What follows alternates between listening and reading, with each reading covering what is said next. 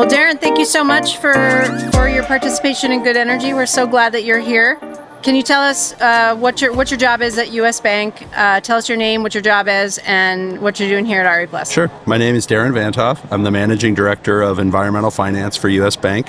I've been directing environmental investments, mostly solar and wind and some storage, fair amount of storage.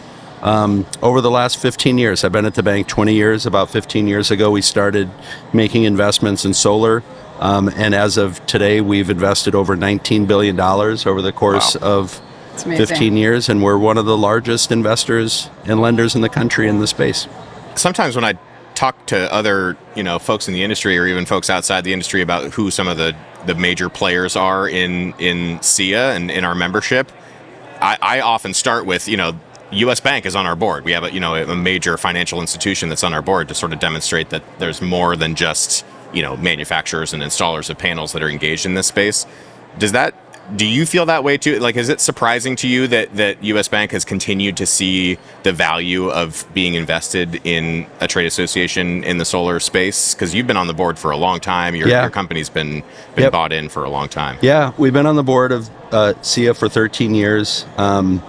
I've held that seat and most recently was elected chairman of the board in December of last year. I'm not surprised at the value we've gotten out of it. I think on things that are policy related, things that are technical in nature around permitting, there's really not a lot of places for financial institutions to go to see what's happening on the ground. And I would say whenever we hear of issues in the market, and I take them back to SEIA, they're already working on them, which is really a relief. And it's also just makes me feel like they're on point. The strategy's been on point, and the action plans around the issues have always been on point. So we see a lot of value in it. That's great. I'm wondering how you actually, what other sort of big organizations can learn from U.S. Bank's leadership in the sustainability space? That's a great question. I think the one thing, historically, sustainability has had, whether it's a green moniker or some sort of a tag attached to it that was less profitable or less, not the realm of financial institutions, I think is completely wrong. We've seen that from a financial standpoint, there's an enormous amount of opportunity. We saw the growth trajectories 15, 20 years ago, and there's really no reason we should not have been leaning into it. And again, I am surprised that more financials haven't leaned into it a little harder.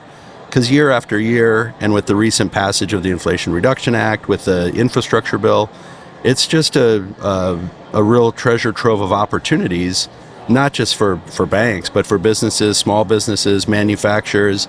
The number of plants that we've seen open that support the industry and the number of jobs that have been created only results in economic activity, and it's all economic activity that banks ultimately should be financing.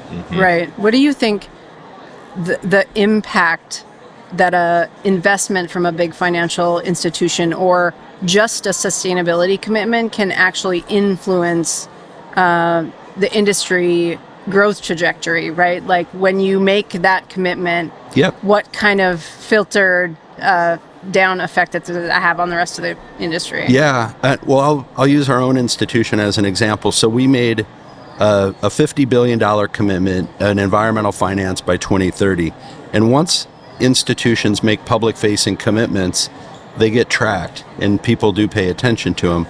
So if you make commitments like net zero, to which we have, you have to start showing progress against those. So while in the current year, the current environment of any given commitment, there may or may not be opportunities right in front of you, it will definitely bend the arc more broadly for institutions if they have those commitments out there. We think it's important. Love it. So we're here at RE+. As you can tell from the background noise, we're watching thousands of people stream past here. You've been at this show a number of years. What feels different this year versus maybe the first time you were here, or even just last year, or, There is a lot of good energy. Nicely done. We did not pay him to say that. There is more enthusiasm than I've seen. I was talking with a colleague, and I remember when when it used to be called SPI, and SPI broke through. I remember 5,000 people, and it was really a celebration. Then we hit 10,000 people, and then there were things like the 1603 grant, and there was a surge, I think got us over 15,000, and people thought that was really where it would max out, where it would level out, and now we're, I think we're understating it if we say only 40,000 people show up. It's incredible, and the technologies have changed too. Yeah. In some of the earlier days, it was really just, solar panels, copper wiring, and inverters. And now, if you walk around the floor, there is as much storage out there as there is anything else, and that's cool. And I think we're going to continue to see evolutions as the industry picks up, and as RE Plus really adapts, and even how the solar industry has adapted to emerging technologies. Yeah, and seeing sort of the core of the solar component of RE Plus continuing to be that kind of central, convener of all these other sort of ancillary technologies that people are bringing to the space. It's really exciting. Yeah, no, I think that's right. Yeah. Yep. It's gotten bigger than before AWEA emerged, the wind industry, for those that don't know, the American Wind Energy Association, which is now ACP. The wind conferences used to be overwhelming in size compared to solar and other renewables. And I think this conference eclipsed them almost by double in some respects. Yeah, it's a place to be. It's so cool that this is my second RE Plus, exceeding 40,000 in Vegas last year. Now we're in the top 25 of trade shows in North America at this point. What's gonna, if you can see into the crystal ball, 5 years from now, 10 years from now, what do you think that looks like? It feels like we're going to run out of space. Yeah.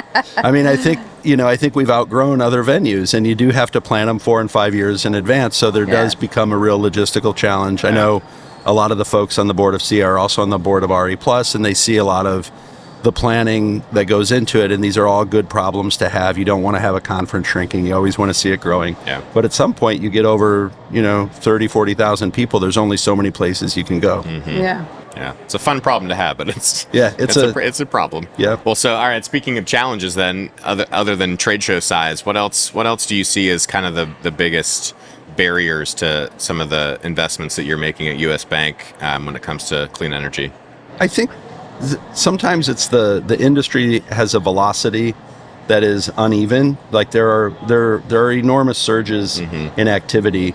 And one of the things financial institutions and most publicly traded companies, they like a lot of quarter-by-quarter predictability. Yeah. So when you're trying to match off a quarter-by-quarter predictability versus an industry that's really got a lot of spikes, good spikes, low spikes, there's things that are uncontrollable around permitting, there's land issues, there's a lot of NIMBY issues going on. Like those are things that you can't control on the financial side, but they're things you do have to react to, and sometimes institutions aren't able to react quickly enough. Yeah, and that's true also of opportunities.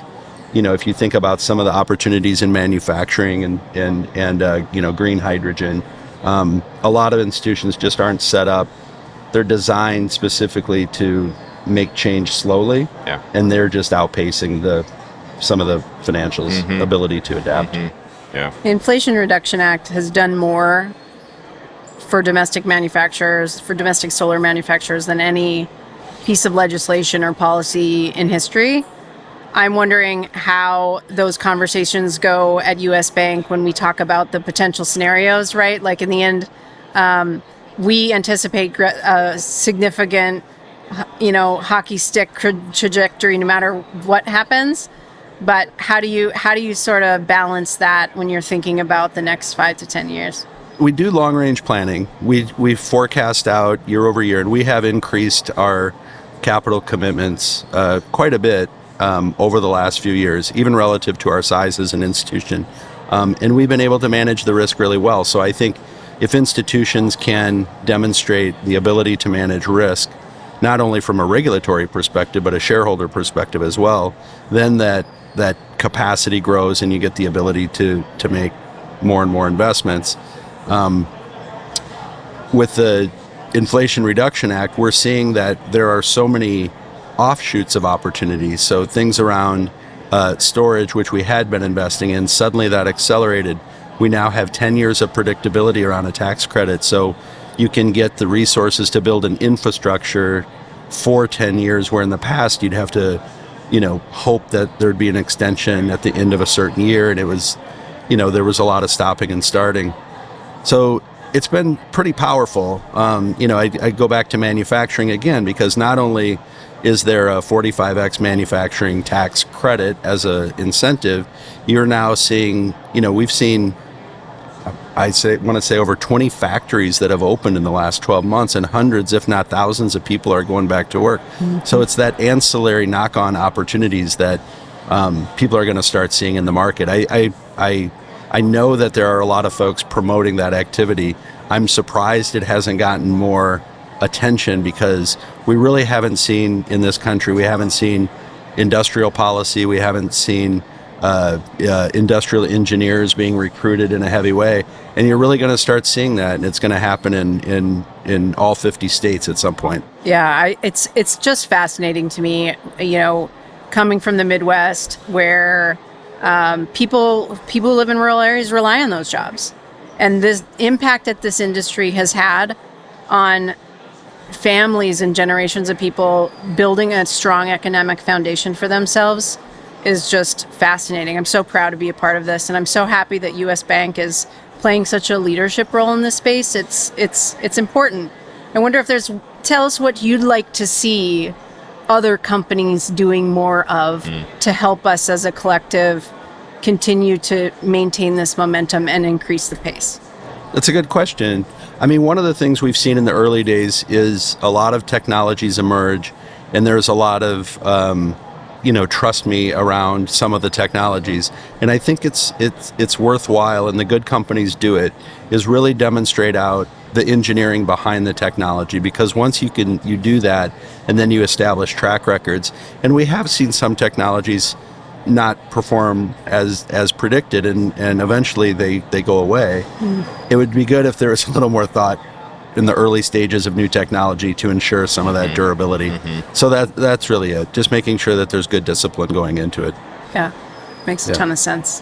What about your message maybe to sort of your colleagues in the financial space who are not as engaged in maybe the policy side of things when it comes to clean energy, or maybe haven't gotten as invested in the clean energy sector as U.S. Bank has? What's your conversations like with those folks? Or I think it's a fair conversation. I think as you know, banks are involved in so many things. They're involved in mortgage, they're involved in auto, they're involved in commercial real estate, office real estate, they're involved in infrastructure financing. So this becomes one of many. And I think about the pie chart of our own institution, and we're very well diversified across a lot of these sectors. So it isn't necessarily that there is, I would say, a lack of attention among institutions. They all see it as a growth area. It's just a matter of competing priorities in a lot of sectors. And in some respects, it really diversifies a loan portfolio, because where you might have project finance opportunities coming onto your books, you might just not have had that 10 years ago. And if it's good loan growth, then it's just good diversification, full stop. Yeah, that makes sense.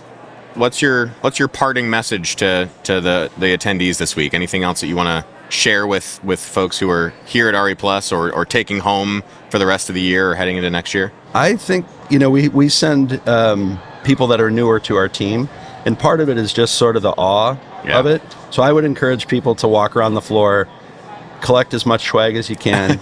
Let yourself get sold by people that are selling stuff. Like, it's kind of fun, and you get to learn a lot that way, and that's what people should get out of it. Have you seen any good swag yet? Anything? The best one I have is the one that SEIA has. It looks like one of those long balloons that you see but it's obviously it has a sun on top. I believe the term you're looking for is wavy davy. A wavy davy. It's a wavy davy. Looks like a wavy davy. And with it's not. Sun on we're it. not on camera, so people can't see it. But it's very cool, and people should go by the SEIA booth and grab them. All right. Well, Darren, we appreciate it as always. Thanks for taking the time. Yep. Thank you. And we'll see you around.